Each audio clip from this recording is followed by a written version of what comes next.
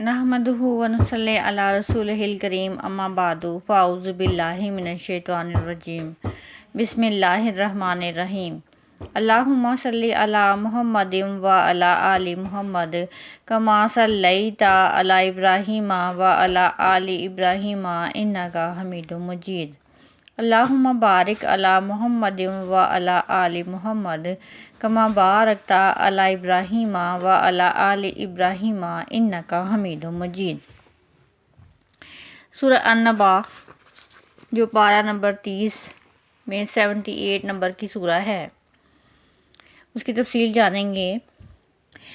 سورہ النبا کا نام دوسری آیت کے فقرے النبا العظیم کے لفظ النبا سے لیا گیا ہے۔ یہ صرف اس کا نام ہی نہیں ہے بلکہ سورت کے مضامین کا عنوان بھی ہے، کیونکہ نبا سے مراد قیامت اور آخرت کی خبر ہے اور سورت میں ساری بحث اسی پر کی گئی ہے۔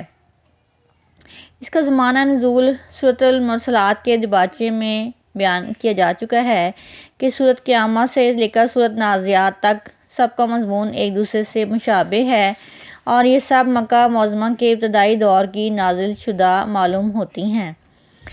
موضوع اور مضمون اس کا مضمون بھی وہی ہے جو سورۃ المرسلات کا ہے، یعنی قیامت اور آخرت کا انثبات اور ان کو ماننا یا ان کے نہ ماننے سے نتائج سے لوگوں کو خبردار کر دینا۔ مکہ معظمہ میں جب اول نبی پاک صلی اللہ علیہ وسلم نے اسلام کی تبلیغ کا آغاز کیا تو اس کی بنیاد 3 چیزوں پر رکھی گئی تھی۔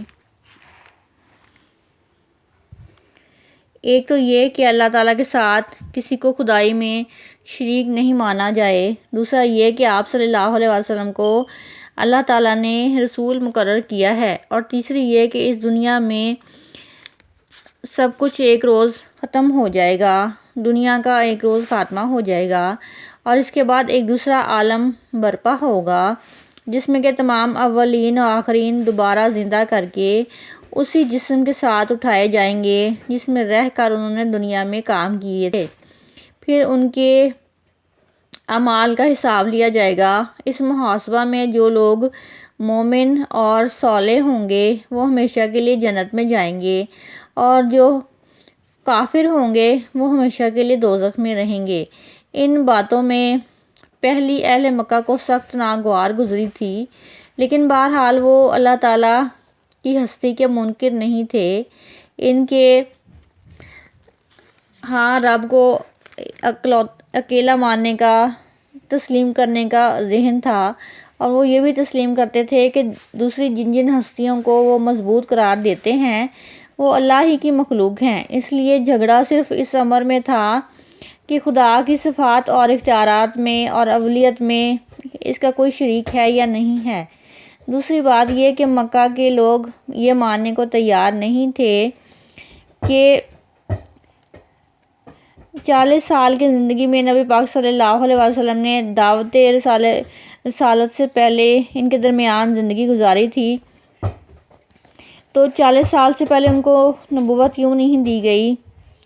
اس کے علاوہ وہ آپ صلی اللہ علیہ وسلم کی دانائی اور علامت روی اور اخلاق کی پابندی کے قائل تھے، اس لیے ہزار الزامات اور بہانے تراشنے کے باوجود انہیں یہ برابر کرانا درکنار ممکن نہیں تھا۔ مشکل پیش آ رہی تھی کہ نبی پاک سارے معاملات میں تو امین اور صادق ہیں مگر صرف رسالت کے دعوے میں معاذ اللہ جھوٹے ہیں۔ اس لیے پہلی 2 باتیں اہل مکہ کے لیے باعث تسلی نہیں تھی جتنی کہ تیسری بات تھی۔ تیسرے کہ جب ان کے سامنے کیا گیا تو انہوں نے دوبارہ سے اسی کا مذاق اڑایا، اس پر بڑھ کر یہ حیرانگی کا اظہار کیا اور اس کے بالکل بعید از عقل اور امکان سمجھ کر جگہ جگہ اس کے ناقابل یقین اور ناقابل تصور ہونے کے چرچے شروع کر دیے گئے۔ مگر اسلام کی راہ میں یہ مصیبتیں قطعی ناگزیر تھیں اور آخرت کا عقیدہ ان کے ذہن میں اتارنا ضروری تھا، کیونکہ اس عقیدے کو مانے بغیر ممکن نہیں تھا کہ حق اور باطل کے معاملے میں ان کا طرز فکر سنجیدہ ہو سکتا، خیر اور شر کے معاملے میں ان کا معیار فکر بدل سکتا اور ایک وقت کفر کے بغیر چل سکتے۔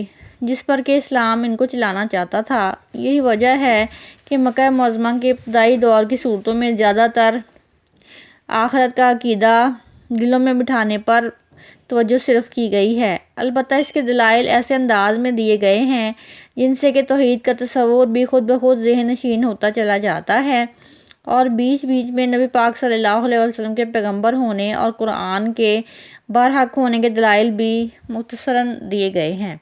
اس دور کی صورتوں میں آخرت کے مضامین کو اچھی طرح سمجھ لینے کے لیے مضامین کو دیکھا جائے تو ان چرچوں اور چہمگوئیوں کی طرف اشارہ کیا گیا ہے جو قیامت کی خبر سن کر مکہ کے ہر کوچہ اور بازار اور اہل مکہ کے ہر محفل میں ہو رہی تھیں۔ اس کے بعد انکار کرنے والوں سے پوچھا گیا ہے کہ کیا تمہیں یہ زمین نظر نہیں آتی جس میں ہم نے تمہارے لیے فرش بنا رکھا ہے؟ کیا یہ بند و بالا پہاڑ تمہیں دکھائی نہیں دیتے جہاں ہم نے زمین میں پہاڑوں کو گاڑ رکھا ہے؟ کیا تم اپنے آپ کو نہیں دیکھتے کہ کس طرح ہم نے تمہیں مردوں اور عورتوں کی جوڑوں کی شکل میں پیدا کیا ہے؟ کیا تم اپنی نیند کو نہیں دیکھتے جس کے ذریعے ہم نے تم کو دنیا میں کام کے قابل بنائے رکھنے کے لیے ہر چند گھنٹوں کے بعد ہر چند گھنٹوں کے لیے آرام لینے پر مجبور کر رکھا ہے؟ کیا تم رات اور دن کی آمد و رفت کو نہیں دیکھتے کہ رات اور دن کے کام کے لیے مسلسل جاری رکھے ہوئے ہیں کہ اللہ تعالیٰ نے کس طرح رات اور دن کو مسلسل جاری رکھا ہوا ہے؟ کیا تم اپنے اوپر آسمانوں کے مضبوط بندھے ہوئے نظام کو نہیں دیکھتے؟ کیا یہ سورج تمہیں دکھائی نہیں دیتا؟ اس کی بدولت تمہیں روشنی اور حرارت ملتی ہے۔ کیا تم ان بارشوں کو نہیں دیکھتے جو آسمانوں سے برس رہی ہیں؟ ان کے ذریعے سے غلے اور سبزیاں اور گھنے باغ اگتے ہیں۔ کیا یہ ساری چیزیں تمہیں نظر نہیں آتی کہ جس قادر مطلق نے انہیں پیدا کیا ہے اس کی قدرت قیامت لانے اور آخرت برپا کرنے سے کیوں کر عاجز ہو سکتی ہے؟ اس پوری کائنات میں جو کمال درجے کی حکمت اور دانائی کار فرما ہے، کیا اس کو دیکھتے ہوئے تمہاری سمجھ میں یہ بات آتی نہیں کہ اس کارخانے کا ایک ایک جزو اور ایک ایک فعل اور مقصد با مقصد ہے؟ کیا یہ کارخانہ بے مقصد بنایا گیا ہے؟ آخر اس سے کیا بے معنی بات اور ہو سکتی ہے کہ انسان کو یہاں وسیع اختیارات تو دیے جائیں مگر جب وہ اپنا کام کر کے یہاں سے رخصت ہو تو اس سے کوئی حساب کتاب نہیں لیا جائے۔ سورۃ النبا کا مختصر تعارف یہ ہے کہ نبا یہ 30ویں پارے کی پہلی صورت ہے۔ نزول کے اعتبار سے اس کا نمبر 80 ہے۔ تدوین کے اعتبار سے اس کا نمبر 78 ہے۔ النبا کے لغوی معنی ہے خبر۔ اصطلاحی شریعت میں نبا کہتے ہیں غیب کی خبر کو۔ یہ مدنی صورت ہے یعنی ہجرت مدینہ سے پہلے نازل ہوئی۔